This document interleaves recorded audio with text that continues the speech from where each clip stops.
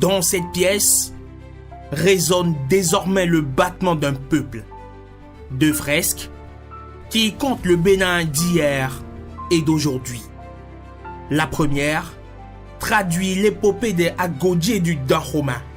Guerrière légendaire, femme redoutable, elle défile ici sur près de 30 mètres de mur. Une marche visuelle entre histoire et présent, où les Amazones du roi Gézo croisent les pas assurés des femmes militaires modernes.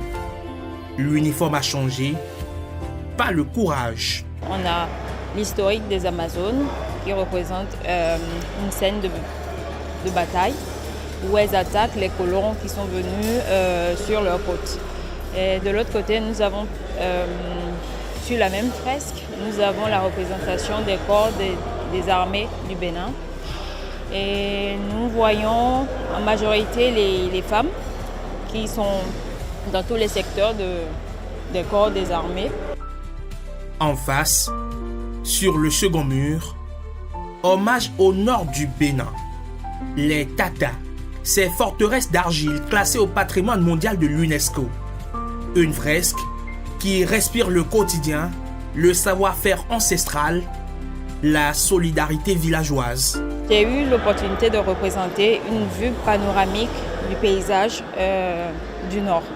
Donc on remarque les activités qui sont en train de se dérouler en même temps dans le paysage et aussi la manière dont les habitants cohabitent entre eux dans cet environnement. Nous avons ensemble le plaisir de découvrir cette salle avec deux fresques magnifiques que vous pouvez admirer. Ces œuvres sont dévoilées à l'occasion de la rencontre entre le président de la République et les jeunes béninois.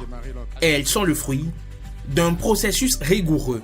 Nous avons reçu des centaines de propositions. Un comité de sélection a donc revu les premières propositions, sélectionné les 3 meilleures. Et les 3 finalistes ont donc été invités à réaliser une esquisse plus élaborée et à venir présenter donc leur projet créatif.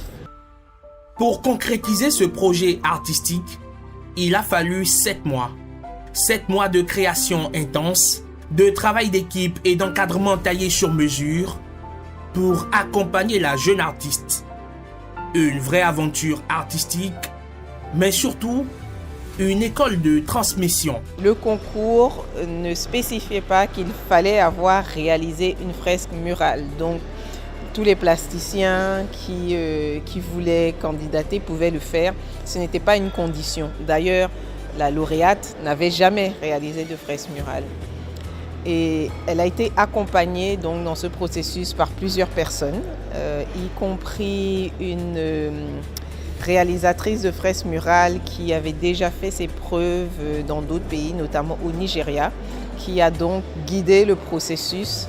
Et il y a eu aussi toute une équipe qui l'a accompagnée tout au long de ce processus. 2 fresques, 2 histoires, un même peuple. Il y a désormais du Drusi Fahimbo dans cette pièce. Elle est venue voir des murs blancs. Elle en a fait un musée à ciel ouvert. De cette expérience, je vais dire que ça m'a permis de revenir à l'art. C'est vraiment l'opportunité de pouvoir parler de son pays avec la peinture, avec des traits, la matière, et aussi ça a été pour moi l'opportunité de découvrir une autre matière parce que j'utilisais plus les papiers et le digital que le mur. Ici, le détour vaut bien la peine. L'observation ne suffit plus. Quelques photos souvenirs pour repartir avec une partie de Drusi et ses fresques dans la mémoire d'un téléphone.